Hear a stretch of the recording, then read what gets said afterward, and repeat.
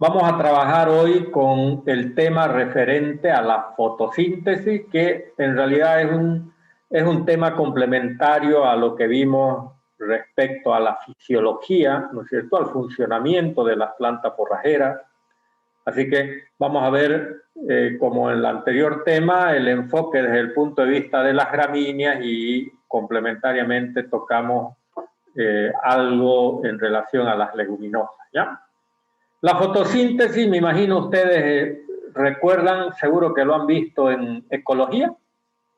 ¿Alguien me puede, aunque sea con sus palabras, mencionar o definir a qué nos referimos con la fotosíntesis?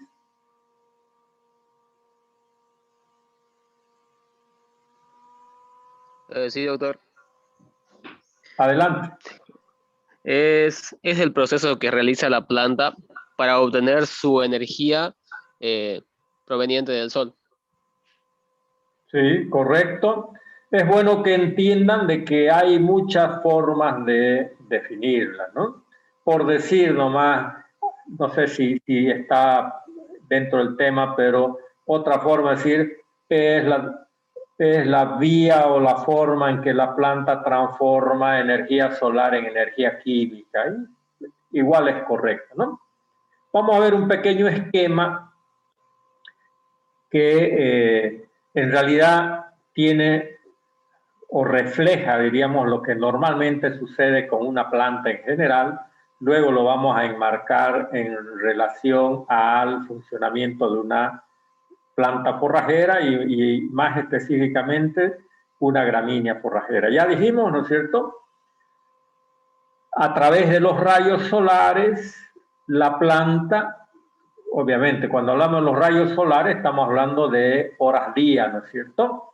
La planta absorbe dióxido de carbono dentro de la hoja, le suma agua y producto de esa reacción entre dióxido de carbono y agua se forman lo que llamamos la molécula de glucosa. Esto es la molécula de glucosa, ya ustedes saben muy bien de qué se trata de la energía, y no solo la energía que utilizan las plantas, sino igualmente en el reino animal, ¿no es cierto? La energía que más se utiliza es la glucosa. De hecho, al darse esa reacción química, se dice de que se forma la molécula de glucosa, luego libera oxígeno y adicionalmente también libera una parte del agua utilizada en ese proceso, ¿ya? Así que vamos a analizar básicamente esa función y cuál es su importancia desde el punto de vista de la producción de forraje, ¿ya? Aquí hay otra forma de definir, por ejemplo, no es la unión del dióxido de carbono más agua, también en otros casos, ¿no es cierto?, le llaman anhídrido de carbono, o sea, hay diferentes formas. Por ahí van a escuchar CO2, no se van a extrañar, como cuando dicen H2O, dicen, ¿no? Y a veces uno se deja sorprender, ¿y qué es H2O? Estamos hablando del agua, ¿no es cierto? Entonces, esta es la ecuación que normalmente se maneja de la forma más sencilla. La reacción por efectos de la radiación del sol, y les mencionaba de que se forma la molécula de glucosa, se libera agua y oxígeno, que por supuesto tienen una función importante, ¿no es cierto?, dentro de la vida en realidad del planeta. ¿Qué es lo que para nosotros es importante entender? Miren, si hablamos y si fijen la vista acá donde dice la planta, estamos hablando de la planta forrajera. En algún momento lo mencionamos, pero en este esquema queda mucho más claro.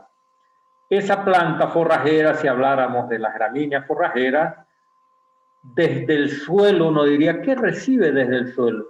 Desde el suelo, en general decimos, recibe nutrientes, pero ¿cuáles son los principales nutrientes? ¿No es cierto? Así que ustedes, recordando un poquito de nutrición, dirán, están pues los elementos mayores como el NPK, a los que se suma calcio, magnesio, azufre, que son los macroelementos, generalmente usamos ese término. Y luego están los micro, que también ustedes conocen que tienen una importancia dentro de lo que significa la nutrición, sea de animales como así de plantas, ¿ya?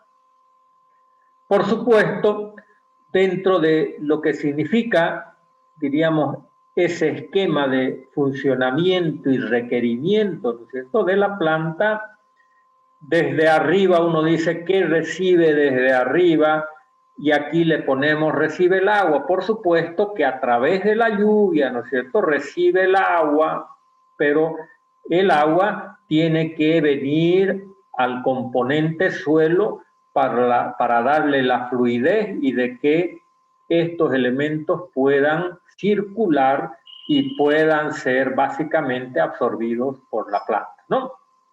Desde ese punto de vista, diríamos, en realidad, ¿qué es lo que la planta absorbe desde arriba? Básicamente, decíamos, la energía. ¿La energía a través de qué? A través de la absorción del dióxido de carbono. ¿Ya? Entonces, miren este esquema. Si uno lo mira rápidamente, parecería complejo, pero es totalmente sencillo. ¿Ya? Totalmente sencillo.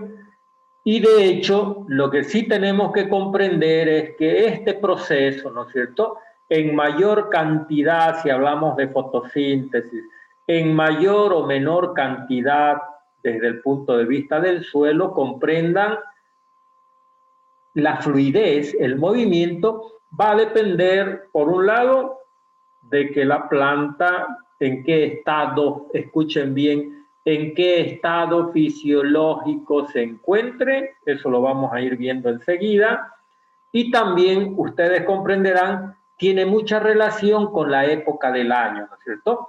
La mayor fluidez, el mayor movimiento de este esquema desde lo que la planta cosecha desde arriba y desde lo que absorbe desde abajo, está totalmente relacionado con la época del año, época de lluvias, época seca, ¿ya?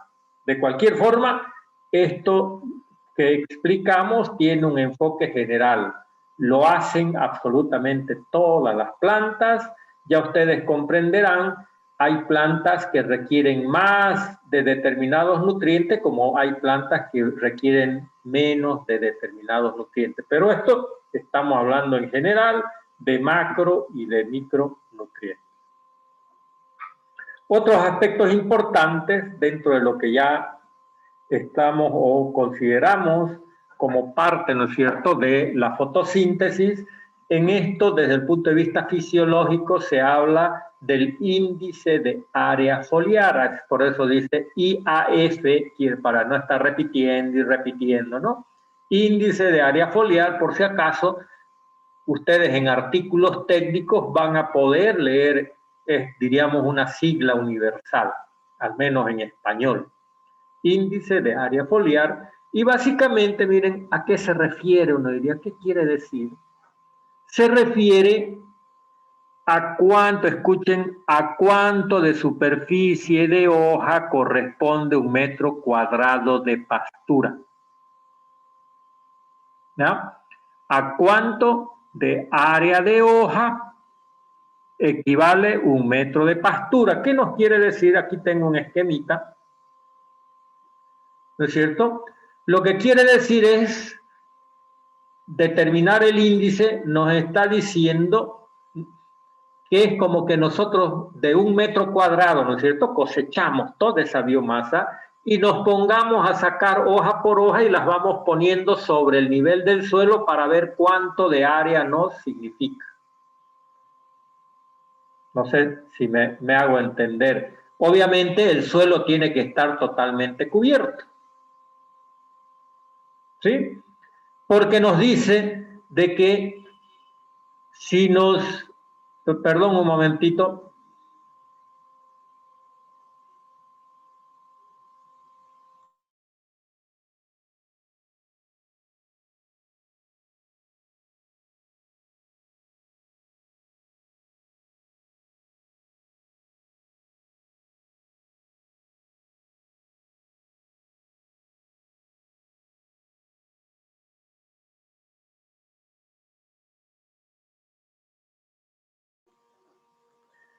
Bien, les mencionaba, ¿no es cierto?, de que el índice, por ejemplo, en este caso nos dice índice de área foliar igual a 4, quiere decir de que 1 metro cuadrado de esa pastura, en esa condición que nosotros le cortamos, rinde o significa 4 metros cuadrados de área foliar.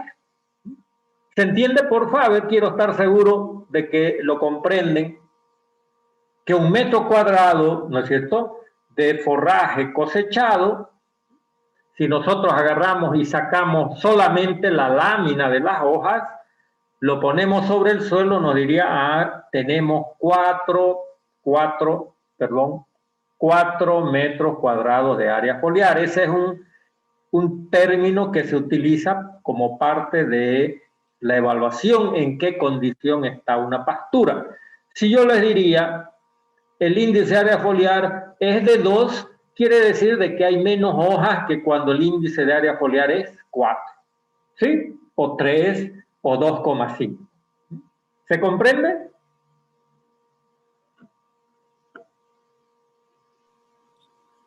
Doctor, Sí.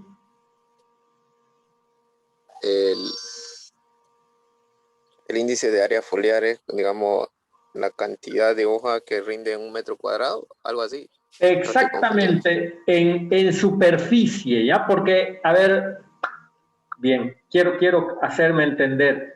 ¿Por qué estamos viendo índice de área foliar? Y es bueno que lo comprendan, ¿no? Es una forma, como lo decías, de evaluar cuánta de superficie de hoja pudiera tener mi pastura. ¿Y por qué para nosotros es importante? Porque comprendan que la fotosíntesis va a ser mayor, ¿no es cierto?, mientras más área de hoja tengamos disponible, porque no se olviden que la hoja está cosechando en base a su área foliar. Mientras más hoja, mientras más área foliar, mientras más grande la hoja, obviamente va a absorber mayor cantidad de dióxido de carbono y va a transformar en mayor cantidad de glucosa. ¿Se entiende ahora?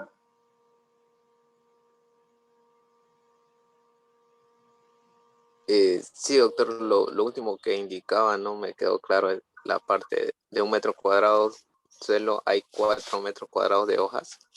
Así es, eso es lo que les decía, ¿no? Es una variable, el índice de área foliar es una variable que se usa para ver en qué condición está la pastura, o sea, si hay mucha biomasa, si hay menos biomasa, y cuando hablamos de biomasa, ¿no es cierto?, a nosotros nos interesa cuánto hay de hoja. Y el área de hoja nos está diciendo si hay mucha, poca o escasa cosecha de dióxido de carbono, diríamos, o de transformación energética. ¿Ya? Por eso, creo que lo tengo acá de nuevo, vamos a ir a este. ¿Qué quiere decir? Miren, se supone, ¿cuál de estas 3 plantitas creen que tiene más área foliar? La última, doctor. La última de la derecha, no sé si ustedes ven de la misma forma. Sí, doctor, Sí, la última de la derecha. Ya. Entonces, ¿no es cierto? La última de la derecha, si nosotros agarramos y le sacamos lámina por lámina y vamos poniendo sobre el nivel del suelo, va a significar mayor área foliar que la del medio y que la de la izquierda, ¿no es cierto? Entonces, ¿qué diríamos? La de la derecha tiene mayor índice de área foliar, quiere decir que está cosechando más energía. ¿Ahora queda claro? Sí, doctor. Muy bien. Entonces, Doctor, entonces, eso, lo que mencionó de 1 metro cuadrado de área de suelo, se obtiene 4 metros cuadrados de biomasa, o sea, no, eso es como un rango que debe tener. No, de área de hoja, diríamos, ¿no? De área de hoja, por eso Sí. Es solo un ejemplo. Pudiéramos tener de repente 3 metros, pudiéramos tener 2. puede variar el índice de área foliar como indicador en función al tipo de especie, ¿no es cierto?, a la época del año, pero si nos dicen 4 es un buen índice, ¿no es cierto? Nos está diciendo de que hay un metro cuadrado está significando 4 metros de cosecha de energía. ¿Sí?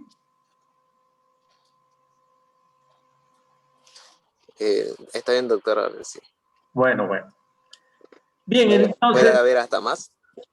Puede haber, si estamos hablando, hay especies que son mucho más grandes, ¿no es cierto? Son de hojas mucho más anchas, entonces van a rendir más. Solo como ejemplo, una caña de azúcar cuando está bien establecida, seguramente tiene muchísima más área foliar, ¿no? Que va a depender también del número de macollos, porque cada macollo, ustedes saben, está conformado por hojas y de ahí salen las láminas. Así que hay especies que pueden ser más capaces de producir más macollo y otras que tienen menos. Que elementalmente, recordando lo que vimos en el anterior tema, ¿no es cierto?, el manejo, decíamos que también es un factor que puede influir en el macollaje. O sea, el macollaje dijimos que puede estar influenciado también hasta por el patrón de cosecha, ¿no es cierto? El patrón de defoliación, dijimos. Así que hay factores que pueden ser influyentes desde el punto de vista de cómo se comporte una pastura, ¿ya? Bien, por eso nos dice, claro, pues no, si no se produce una defoliación, ¿no es cierto?, no hay cosecha, ya sea por animales o por ahí pudiéramos cosechar mecánicamente, no significa de que cada día la planta al ir creciendo va aumentando su índice de área foliar. ¿Sí? En el anterior tema también mostrábamos unos datos de que en Panicum Maximum se determinó de que diariamente aumentaba 57 gramos por metro cuadrado. Por supuesto, ustedes comprenden, cuando una planta está en crecimiento, parte de ese crecimiento es el alargamiento, es la aparición de nuevas hojas. Entonces, quiere decir que va aumentando su índice de área foliar. ¿Correcto?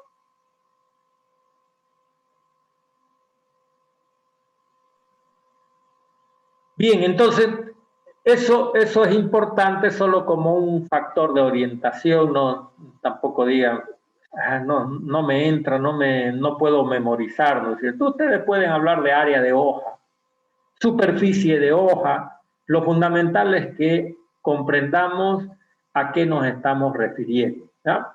En realidad nos está interesando en este tema de que hay que comprender de que hay periodos, ¿no es cierto? Cuando hablemos del periodo de descanso de una pastura, básicamente el periodo de descanso, de decir, hoy salen los animales y le vamos a dar 4 semanas o 30 días de descanso, es para que en ese periodo de descanso dejemos que la planta crezca, que esta planta comience de nuevo todo un proceso de macollaje, ¿no es cierto?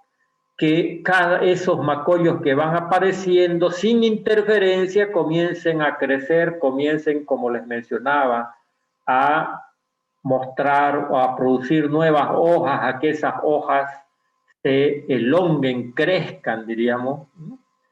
Y básicamente eso le va dando lugar a que cada día que pasa durante su descanso va acumulando mayor área de hoja y comprendan que cada día está con mayor capacidad de cosechar energía. Y es fundamental porque esa energía que va cosechando en ese periodo de descanso y de crecimiento, es parte de esa energía, vuelve aquí a esta parte que se le llama la corona, que es la base de los tallos, donde se acumula una importante cantidad de esa energía cosechada para que cuando nos toque meter animales o supongamos cortar esta pastura para hacer conservación de forraje, dependiendo de cuánto haya de esa energía, esta planta va a tener la fortaleza para emitir una gran cantidad de macollos y que tengan la fuerza necesaria para crecer. Ya estamos entrando de a poquito en los puntos fundamentales que vamos a estar poniendo como base para hacer un buen o un correcto manejo. Tiempo de descanso, tiempo de ocupación. Porque decimos, hay especies con 3, con 4, con 6 semanas de requerimiento de descanso. Está en función a su capacidad de desarrollo, ¿no?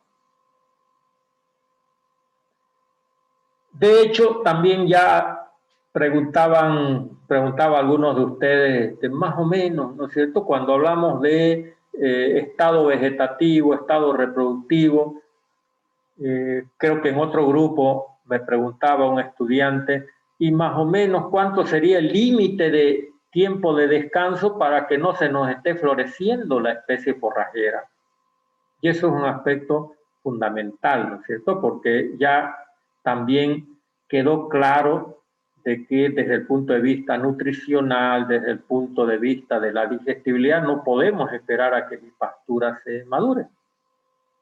Porque la maduración es la culminación del ciclo de crecimiento de un macollo. Y también diríamos, la presencia de inflorescencia, panoja, panícula o flor, como les digo, nos está indicando de que esa planta en poco tiempo va a ser o va a contener una alta cantidad de fibra. ¿Ah? Y que también es bueno comentarles que el funcionamiento, la capacidad, diríamos, fotosintética, ¿no es cierto? En este caso, si hablamos de las gramíneas, siempre se va a dar en el estado vegetativo. ¿Por qué? Porque en el estado vegetativo se supone gran parte de las hojas se encuentran verdes y están funcionando, están cosechando energía. Así que es un factor fundamental que ustedes deben comprender. Y aquí en este párrafo solo indicarles de nuevo, las gramíneas tropicales y subtropicales que son del grupo C4 son grandes cosechadoras de energía. Por si alguien quiere, les desea investigar un poquito más, puede revisar lo que sucede con el ciclo de Calvin y son mucho más eficientes que las gramíneas de climas templados. Dicho de otra forma, las tropicales y subtropicales producen muchísimo más forraje, aquí hablamos hasta del doble. Sin embargo, desde el punto de vista nutricional, las gramíneas de climas templados son mucho más nutritivas porque esa lentitud en su crecimiento hace de que no acumulen tanta fibra y mantengan por más tiempo su valor nutritivo. Son temas de decir, ¿no? ¿Cuál es mejor? En realidad, habría que analizar qué es lo que nosotros quisiéramos para considerar si hay unas mejores que otras. Ya también mencionar de que ese color verde que tienen las hojas se debe a que el proceso se da, ¿no es cierto?, en la clorofila, que le da esa pigmentación. Por eso, por ahí algunas veces hemos tenido la oportunidad de comprar, dicen, ¿no?, chicle con clorofila, esos chicles verdes. Y básicamente se refiere al color. Entonces, la clorofila es el pigmento que le da esa coloración a las plantas. Ya lo mencionamos, siendo un poco redundante, la fotosíntesis convierte la energía química, convierte la energía solar en energía química, ¿no es cierto? Importantísimo para el funcionamiento, en este caso, de todo el reino vegetal. Ya mencionamos también de que todo este aspecto que tiene relación con las plantas, ustedes comprenderán, nos justifica cuando escuchamos hablar la única forma o la mejor forma de ayudar al ambiente, ¿no es cierto?, de disminuir los efectos del cambio climático es reducir la concentración de dióxido de carbono en la atmósfera. Y las plantas son el organismo más importante para hacer ese trabajo. Y todavía, ¿no es cierto?, hablando ya de las forrajeras, nos permiten convertir dióxido de carbono en carne y en leche. ¿Escucharon alguna vez ese comentario?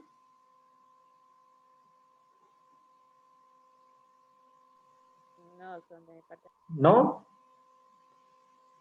¿Será cierto o creen de repente que se las estoy charlando?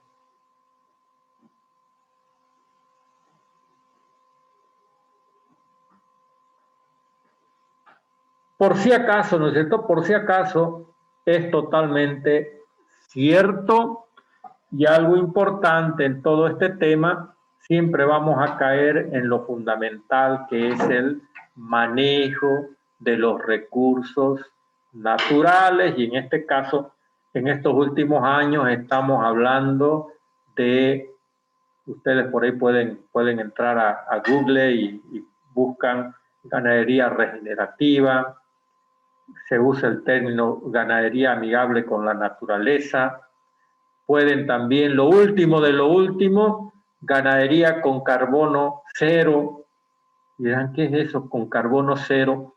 Básicamente, jóvenes, se refiere a que hacer ganadería, en este caso si hablamos de ganadería bovina, con los principios elementales, ¿no es cierto?, de hacer un correcto manejo de pasturas, por ejemplo, aplicar y trabajar en función de los sistemas silvopastoriles y agrosilvopastoriles, una muy buena rotación, está demostrado de que se puede hacer ganadería y en esas áreas donde hacemos o desarrollamos la actividad, estamos capturando dióxido de carbono en mayor cantidad que lo que supuestamente los rumiantes emiten hacia el ambiente y lo consideran como un componente que está, ¿no es cierto?, está contaminando el ambiente. ¿Saben de qué hablo cuando les digo qué es lo que los rumiantes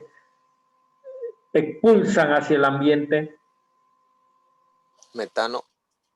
El gas metano, ¿no es cierto? El gas metano, porque ya ustedes comprenden, sobre todo hablando específicamente de los rumiantes mayores y menores, ¿no es cierto? Ya saben que tienen como parte de su sistema digestivo una cámara de fermentación.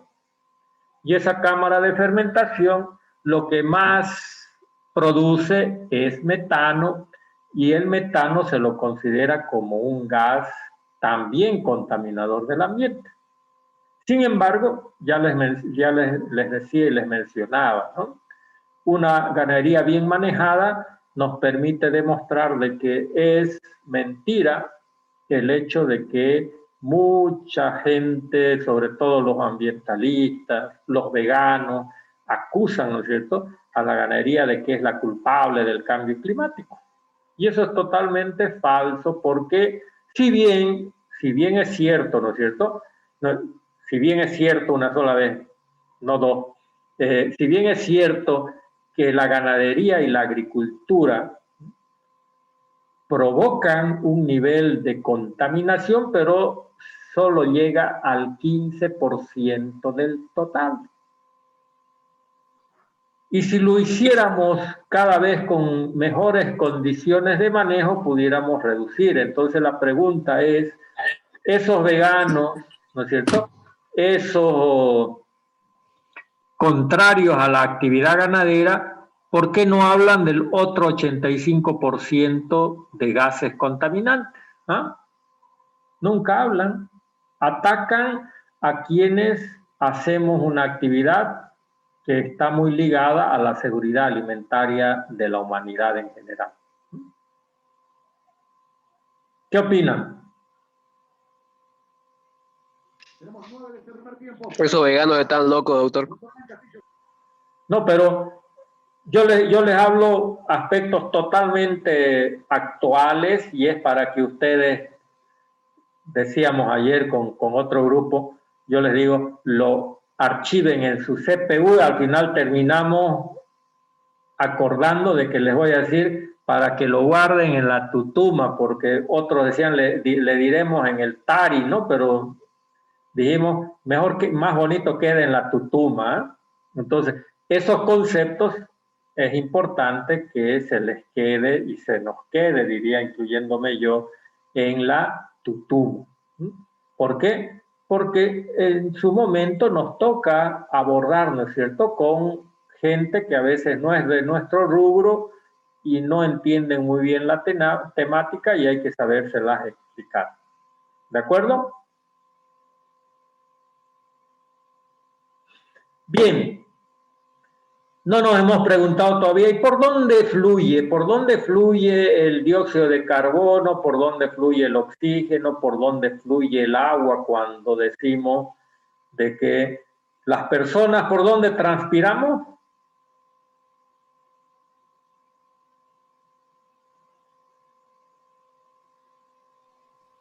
Por glándulas. Sí, por eso, ¿por qué le llamamos ahí esos orificios por donde sale nuestra transpiración? Glándulas sudoríparas. Los poros, doctor. Por los poros, ¿no es cierto? Muy bien, por los poros. En el caso de las plantas se llaman estomas, ¿ya? O sea que por los estomas es que fluye el dióxido de carbono hacia adentro, hacia afuera, el oxígeno. Cuando ustedes saben que las plantas no transpiran, sino se dice evapotranspiran, porque ellas pierden humedad a través de los poros y eso hace de que cuando le hacemos faltar agüita a la maceta, ¿no es cierto?, que tenemos en casa, las hojitas, su primer síntoma es de comenzar a arrugarse y básicamente lo que hacen es cerrar sus poros para evitar seguir perdiendo agua, ¿ya? Bien, entonces esos estomas son los que tanto en hojas como en tallos tiernos y por decirles, siempre los estomas son más numerosos en la parte superior que en la parte inferior de la hoja porque la parte superior es la que está más expuesta para que pueda también captar o absorber, ¿no es cierto?, el dióxido de carbono y los rayos solares, ¿ya? Las plantas regulan la apertura o el cierre de esos poros y elementalmente ya les comentaba, ¿no es cierto? Es todo un proceso, para nosotros un proceso natural, pero es como cualquier otro organismo que está trabajando. ¿Qué puedo destacar en vez de poner, el esquema lo tienen, entonces no quiero poner decir, mire, para allá va el agua, de ahí el cloroplasto, ustedes lo comprenden porque esto lo hemos llevado hasta en colegio. Lo que quiero destacar en todo caso, siempre comprendan que la hojita verde, mientras más verde esté, es la más trabajadora, ¿no?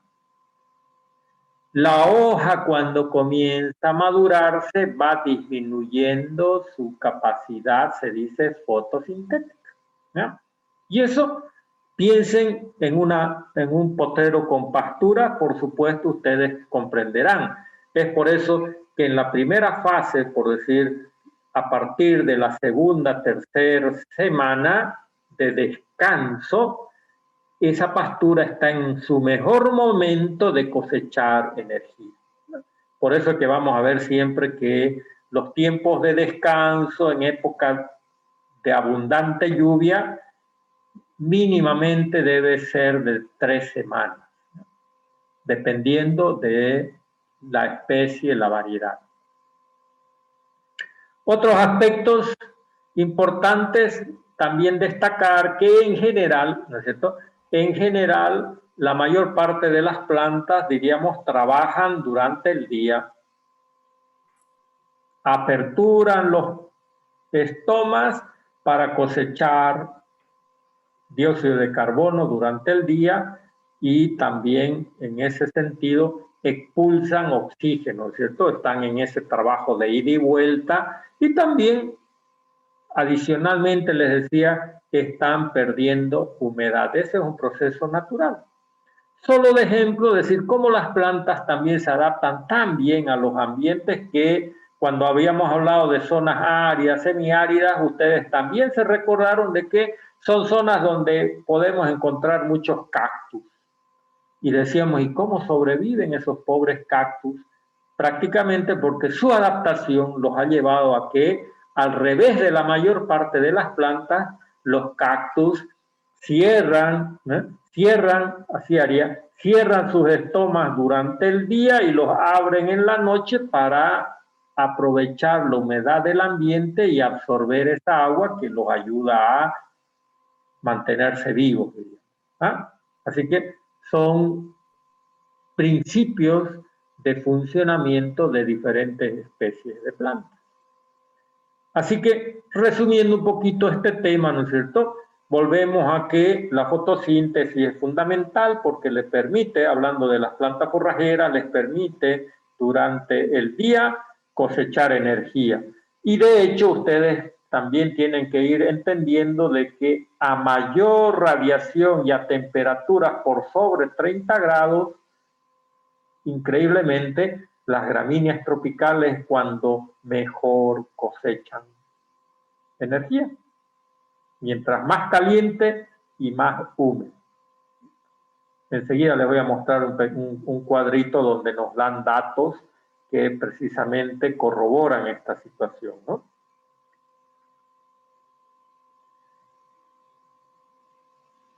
La temperatura es importante, ¿no? Porque estamos hablando de gramíneas tropicales y subtropicales. Creo que aquí está el cuadro. ¿Observan los datos del cuadro? Sí. Ya. Doctor, disculpe una pregunta. Adelante. Es que yo entré hace como unos 10 minutos a la clase porque tuve unos problemas Ya. y quería saber si se está grabando para verla más tarde. Positivo. Sí, ya, belleza. Gracias. Vas a salir vos en la grabación también. Ya. Bien, les decía, si observan el cuadro, ustedes ven, miren, Cencruciliaris es un género y especie de zonas subtropicales, Penicetum purpureum son los pastos de corte muy conocidos en nuestro medio, diríamos, de zonas más tropicales, zonas donde mínimamente lluevan 1000 milímetros por año. Panicum maximum también tropical, Melinis minutiflora, Brachyarius son gramíneas de climas tropicales, subtropicales. ¿Y qué nos dice?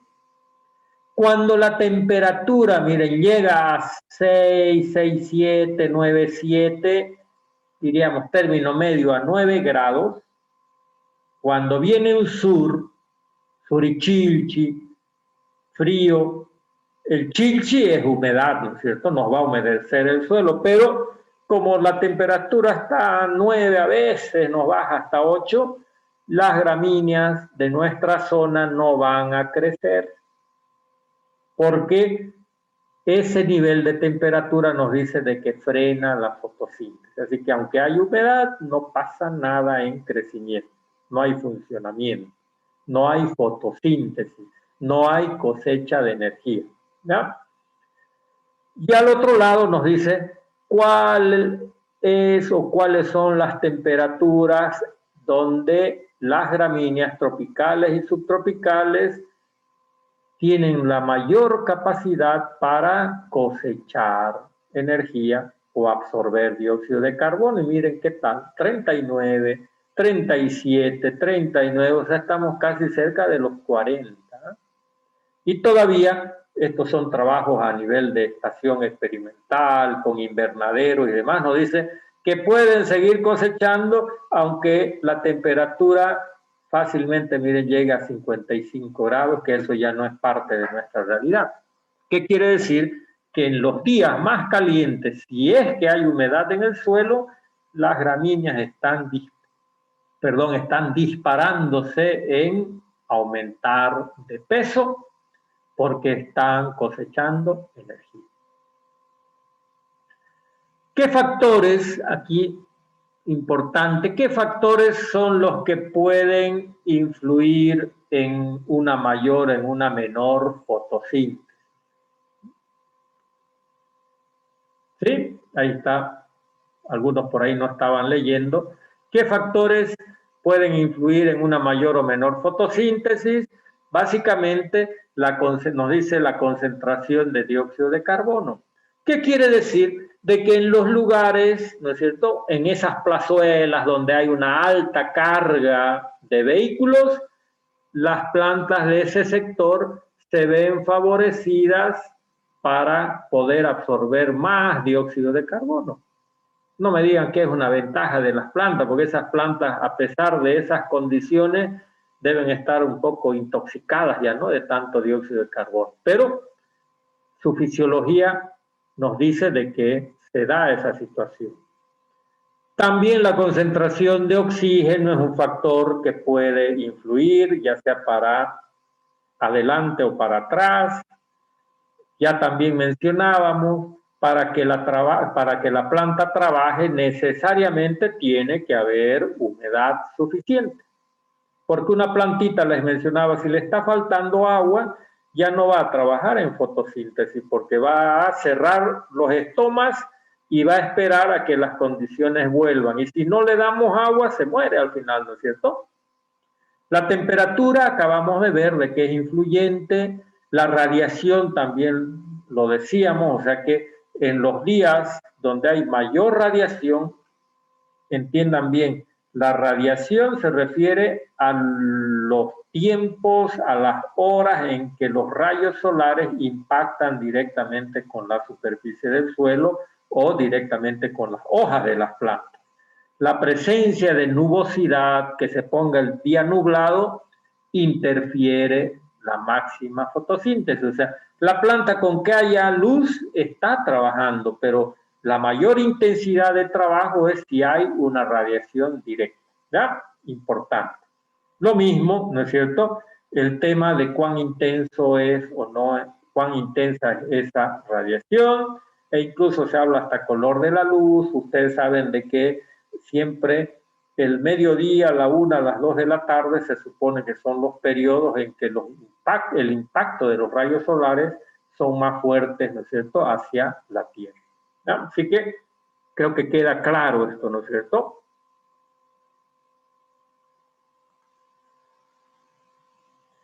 Por eso, para terminar de aclarar lo de la fotosíntesis, vamos a hablar de que hay 3 procesos, ¿no es cierto?, que son parte importante dentro del crecimiento de la planta. Hablamos de la fotosíntesis importante, vamos a hablar de la respiración, que por ahí ustedes todavía no lo entienden, y la redistribución de peso, que ya vamos a darle una complementación para solo aclararles de qué estamos hablando. La fotosíntesis ya saben, ¿no es cierto? ¿En qué horario se da la fotosíntesis? ¿Dentro de las 24 horas?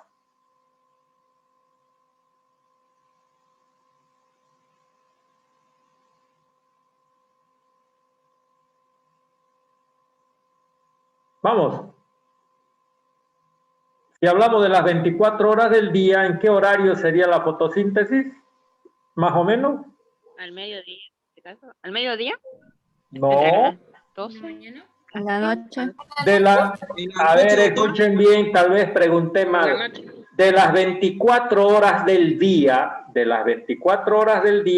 ¿en qué horario sería la fotosíntesis dentro de las 24 horas?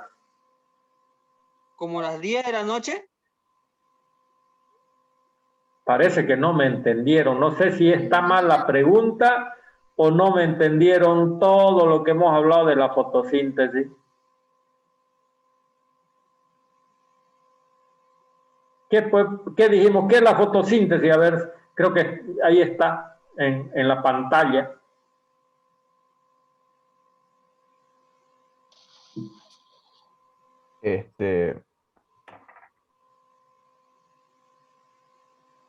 Me lo dijiste al inicio.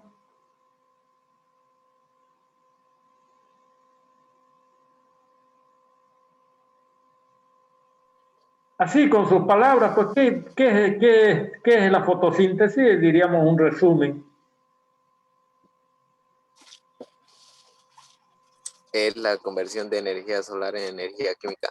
Entonces, ¿en qué horario se da dentro de las 24 horas del día? En el tiempo que haya luz solar. El tiempo que haya luz, bueno, luz solar vale el término porque el día viene por efecto del sol, ¿no es cierto?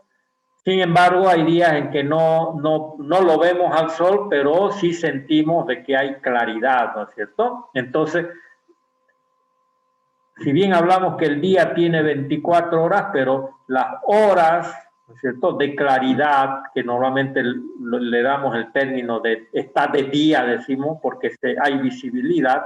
Entonces, durante las horas de claridad o durante el día, que normalmente ustedes entienden de que se refiere a horas luz, hay fotosíntesis. Yo lo que le acababa de decir es que hay momentos del día, horarios del día donde la fotosíntesis puede ser más intensa y está muy relacionada a las horas del mediodía. ¿Ahora queda claro?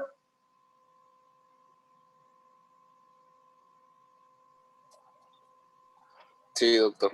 Sí, ¿Sí? doctor. Bien, ahora quiero, bueno, no les voy a preguntar ya ese tema, sino que les mencionaba, ¿no es cierto?, de que durante el día la planta cosecha dióxido de carbono, hay la reacción y va devolviendo en oxígeno, que diríamos es una acción milagrosa que hacen las plantas, por más chiquitas que sean. ¿Se imaginan? Nos están quitando del ambiente un elemento tóxico para nosotros y nos lo purifican para devolverlo en oxígeno. ¿Qué tal? Y fuera de eso, ¿se imaginan? Si hablamos de las plantas forrajeras, están ahí creciendo para darle comidita a nuestras vacas y que luego nos devuelvan en carne, nos devuelvan en leche. O sea que es una actividad, de verdad, parecería un milagro, ¿no es cierto? Así que por eso siempre el principio de que ayudemos siempre a cuidar los árboles, porque por más chico que sea, están trabajando y dándonos salud y también nos da comida. En ese sentido, lo que yo un poquito quería, ya para ir cerrando este tema de la fotosíntesis, decirles, si la planta trabaja de esa forma en el día, ¿qué pasará en la noche?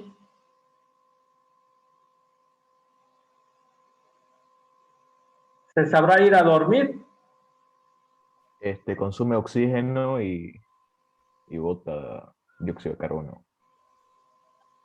Bien, ya eso, ¿qué se le llama? Ya no es fotosíntesis, ¿no es cierto? Es la inversa de la fotosíntesis.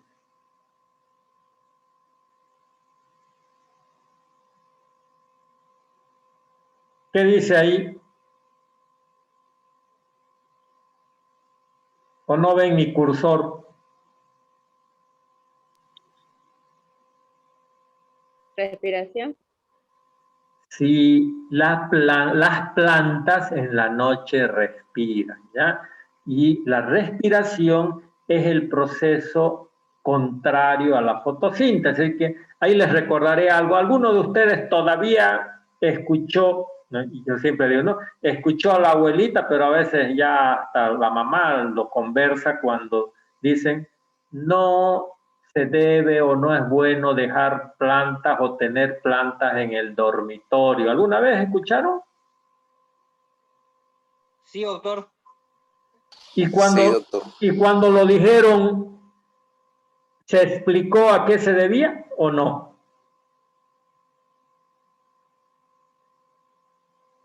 No, Sí. solamente ¿Ah? dijeron ya.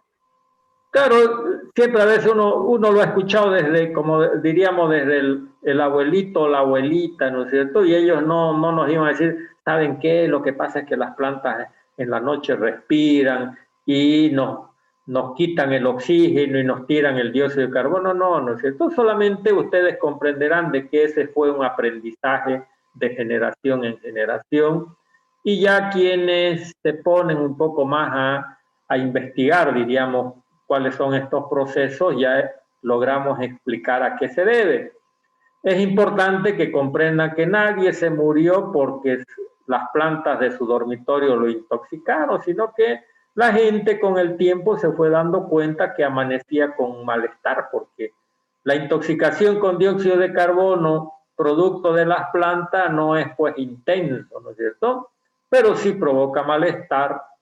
Y también, no sé si alguna vez escucharon, ahora ya no es muy común, pero antes habían darse casos, sobre todo en la zona de las minas acá en Bolivia, donde no había calefacción, usaban mucho el carbón para calentar los ambientes de la casa, de los dormitorios, y en invierno poder soportar esos fríos, ¿no? Entonces, siempre se daban accidentes de que la gente fallecía intoxicada por dióxido de carbono, producto de la quema del carbón. No sé si alguna vez también escucharon.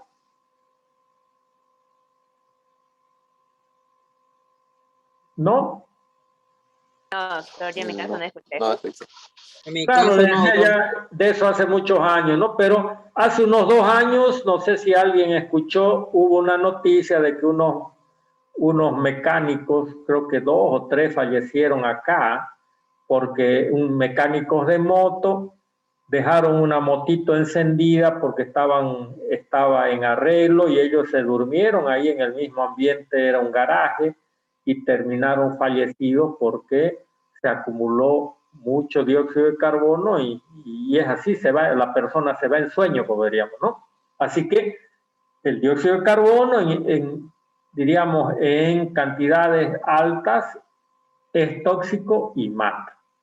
Me imagino que eso lo saben.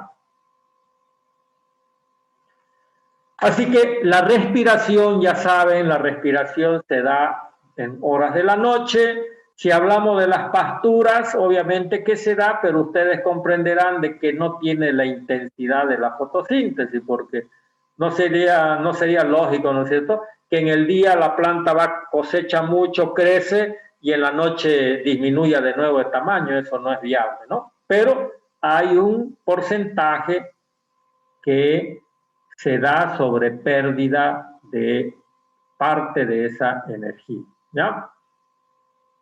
Luego, cuando hablamos de, ¿dónde está? Aquí. Doctor, tengo una pregunta. Ya. Entonces, Anteriormente mencionaba los... a ver, ¿es pregunta? ¿Puedo preguntar? Sí, sí, doctor. A ver. En cantidades, la concentración de dióxido de carbono en altas cantidades repercute problemas en la planta. No se da esa situación, ¿no? No se da esa situación. Y además, no sé en qué caso se podría darse, tal vez, como les mencionaba, algunas plazuelas como ¿qué se llama esta plazuelita antes de entrar a la México? Por el primer anillo. 6 de agosto. La 6 de agosto, esa pobre plazuela que es tan intoxicada, ¿no es cierto? Los arbolitos ahí sobreviven nomás, pero favorecidos a que seguro no le falta mucho la humedad, ¿no? Pero no es común, diríamos, pensar de que haya una alta intoxicación de plantas por dióxido de carbono, ¿no? Porque ya ustedes saben, las plantas igualmente, como cuando nosotros nos pondríamos a consumir vitaminas, por ahí si consumimos más vitaminas, más cantidad de lo que se recomienda, no nos va a hacer daño, sino que el cuerpo o el organismo usa lo que requiere y lo demás sale, ¿no es cierto? En las plantas, en realidad, ellas regulan su funcionamiento, y de hecho que en su momento puede ser favorable o desfavorable, pero de que se mueran, la verdad que no.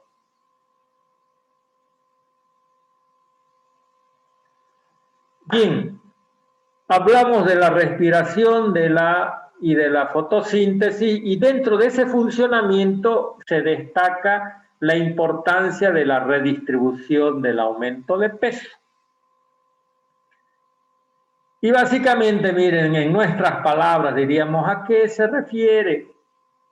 De que todo lo que la planta está cosechando en energía, ¿no es cierto?, desde arriba, como así también nutrientes desde abajo, en función, ojo, en función a su estado fisiológico, ya sea vegetativo o reproductivo, lo va a ir distribuyendo a cada uno de sus órganos, ¿no? ¿Qué quiere decir? ¿A dónde mandaría la mayor parte, ¿no es cierto?, de la energía cosechada si la planta está en estado vegetativo? A ver, contéstenme. El lunes hablamos del tema de macollaje y hablamos de el macollaje puede ser influenciado si está la planta en estado vegetativo o está en reproductivo. En caso de estado vegetativo, ¿a dónde mandaría su mayor fuerza la planta? ¿A qué partes de la planta? A ver, yo sé que saben.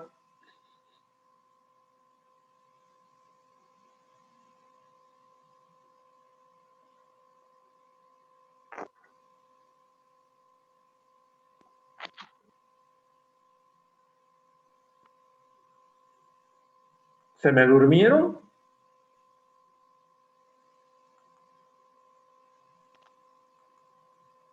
A la- Asustar las hojas, pero a las hojas, doctor.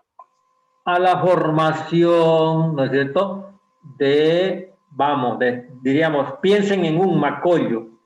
Tiene que ir alimentando macollo a macollo. Si ese macollo está en crecimiento, tiene que ir mandando para que haya alargamiento, elongación de entrenudos, alargamiento de hojas, aparición de nuevas hojas. Entonces, toda una dinámica que esa energía tiene que estar siendo distribuida en todo un proceso de macollaje, ¿no es cierto?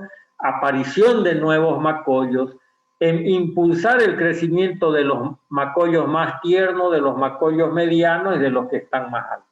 ¿Sí? Clarísimo, ¿no? Como les decía también, ¿a dónde mandaría la mayor parte de la energía si esa planta o esos macollos llegan a floración? ¿A dónde mandaría principalmente?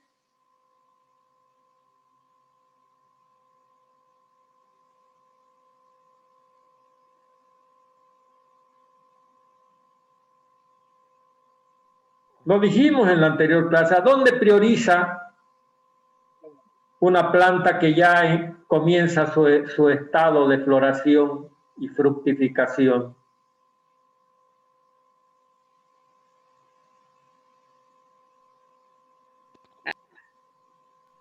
A los tallos, doctor. A la flor, dice una compañera, doctor, está escribiendo en el chat. Alejandra, a ver, dígalo con más vehemencia.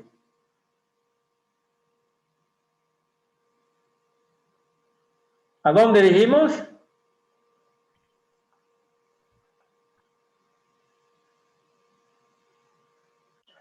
Yo les di el ejemplo, ¿no es cierto? Cuando una vaquita se preña, ¿dónde prioriza mandar la mayor parte de sus nutrientes? Alguno de ustedes me dijo al feto, obviamente, pues joven.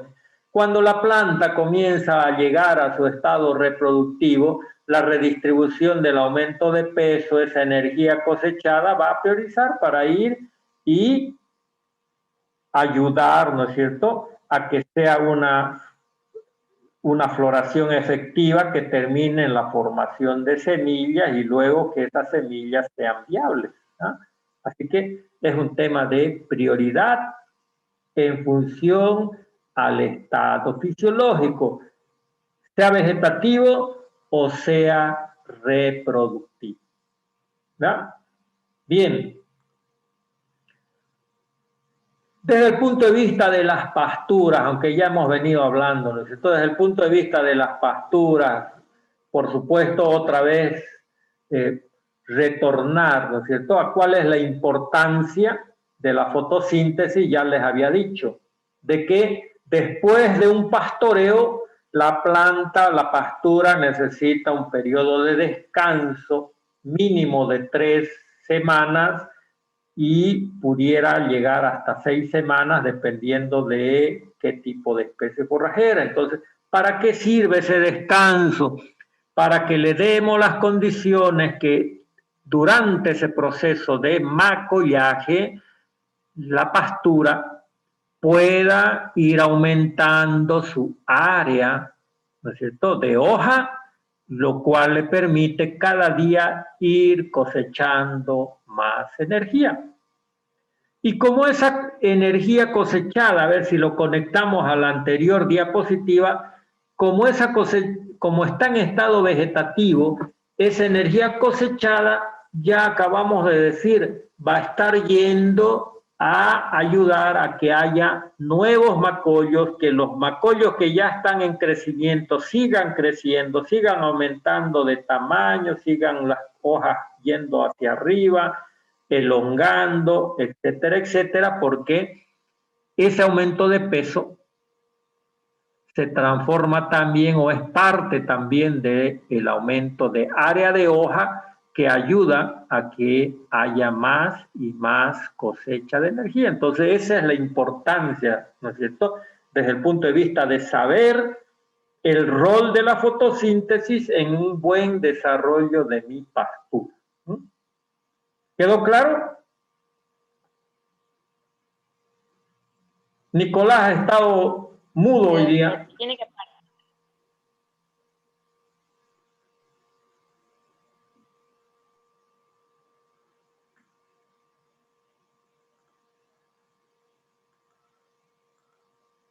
Parece que me abandonaron.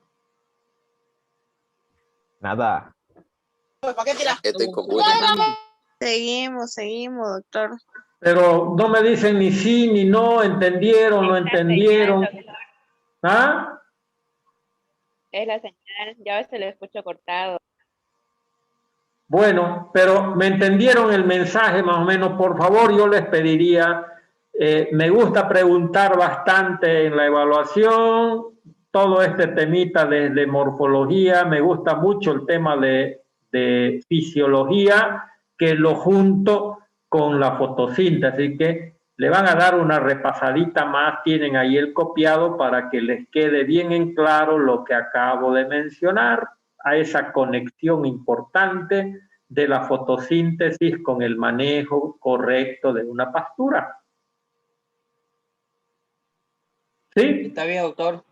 Bueno. Sí, doctor. Entonces, ya les decía, ¿no es cierto?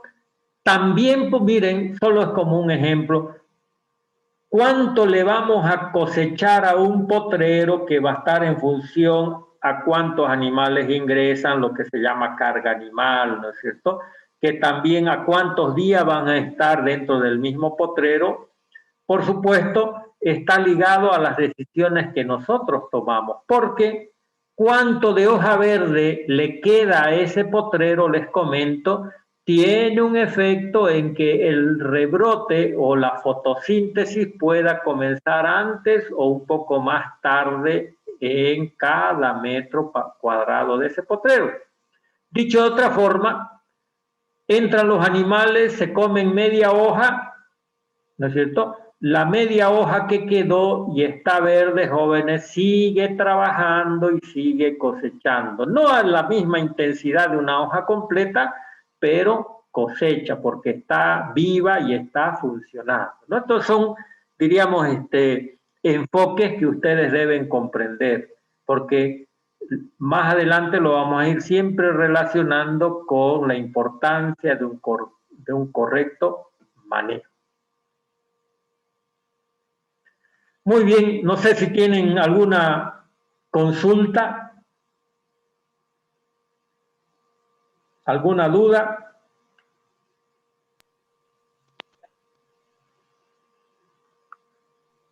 Doctor. Doctor.